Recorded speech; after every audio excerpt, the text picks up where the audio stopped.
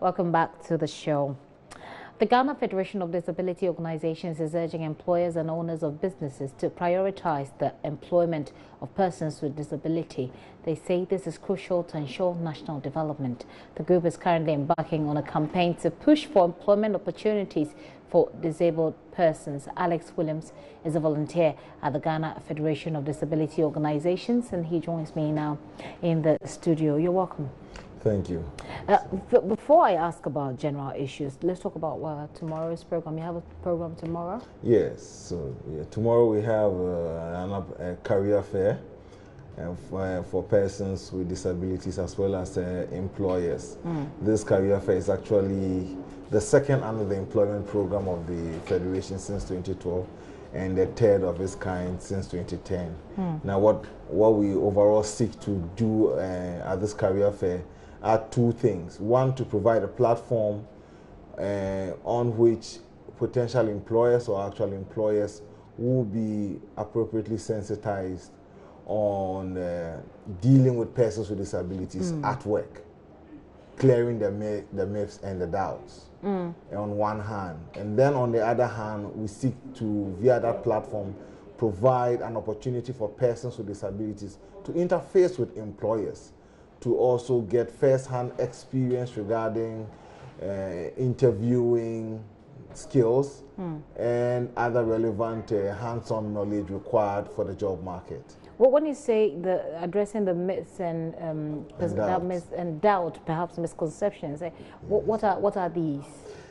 So there are some issues that have led to the high unemployment rate amongst persons with disabilities in Ghana, in particular, in Africa in general, and these are the thoughts that persons with disabilities are unable to perform or work within the working environment, owing to one, their state as their state that is seen as illness or weakness. Again, the perception that even if they are taken on board, it might cost too much to ensure that they are accommodated appropriately to work. Or better still, the environment is not unduly accessible. It's not duly accessible enough for them.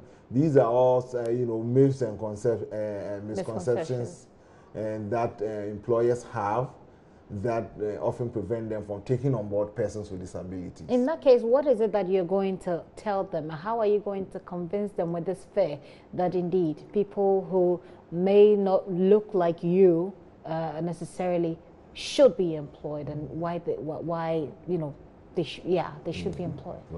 Yes, so some of the things we seek to do is actually give a clear demonstration of how persons with disabilities get work done. So one of the clear myths we seek to actually take off is, for instance, where visually impaired persons are concerned. There is the misconception that all visually impaired persons, go through education using Braille, and most establishments would say they don't have provisions for Braille reading and writing, and as a result will not be able to take on a visually impaired employer. We clearly seek to indicate that visually impaired graduates that are coming out these days are computer literate. And when we say computer literate, we actually mean normal computer literate like any other person. We get to sensitize you that all the individual needs is to get a normal computer on which we install an open source software, and that makes it possible for the person to conduct day-to-day business. Okay. We again seek to clear doubt regarding the issue around physical infrastructure and its inaccessible nature. We seek to indicate that, look, if you have offices that are located within higher floors, and there are some within that same establishment on the ground floor, all you could do is make some arrangement, if you cannot give the person access to the higher floor, for the person to work from the ground floor. It is possible within establishments. It is possible. Yes. On the back of that, though, what would you then say about the general disability or policies that should be disability friendly in this country? I know that the disability groups have been very concerned about the policies, and even when the policies exist, the adherence to the policies. Yeah, that's good. And speaking on the issue of employment and policies around employment, there aren't sufficient policies that compel employers to take on board persons with disabilities. Quickly, let's look at some issues. One, when you look at the public sector versus the private sector, the public sector takes maximum of about 700,000 employees. The private sector takes the rest of employees in the formal sector. However, persons with disabilities are employed mostly in the public sector. Why? Because the public sector is not encouraged, is not enthused, is not compelled in any way to ensure that they take on board persons with disabilities. What Ghana would therefore need, so far as the Federation's understanding is concerned, is an employment equity policy that seeks to compel or encourage employers, especially in the private sector, to take on board persons with disabilities, just as most major companies have diversity and inclusion policies that encourage them to take on board a lot more women. Right.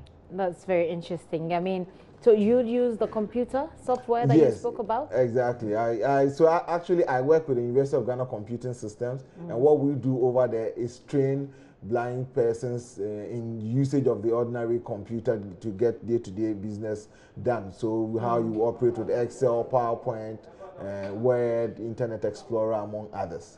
Wow, that must be, is that difficult? Is it something that's difficult to do? No, it's normal. It's pretty normal. The learning curve, takes a bit more time than it would take the seeing person to do. But then we are still able to get the individual to do, and in fact, it's something we are able to teach even people who can see. Okay, so your final word to people or persons living with disabilities out there that they for tomorrow is? Well, our final word to persons with disabilities themselves is that there's a large employment market out there. They should come out of their shells. They should come out of the doubts they themselves have about what they can do. They should be ready to demonstrate to the general society that when given the opportunity, they can perform.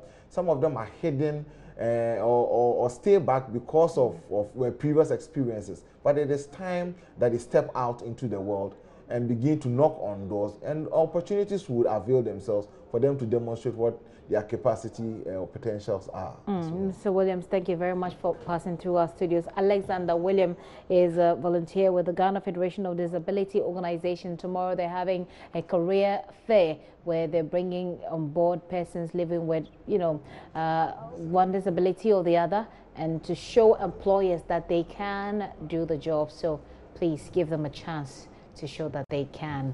All right, well, away from that, unemployed graduates, especially women, are to breathe a sigh of relief following the introduction Jobs for Women Ghana Summit, which has been championed by the Ministry of Employment and Labour Relations agencies in partnership with Necotech Center of Excellence.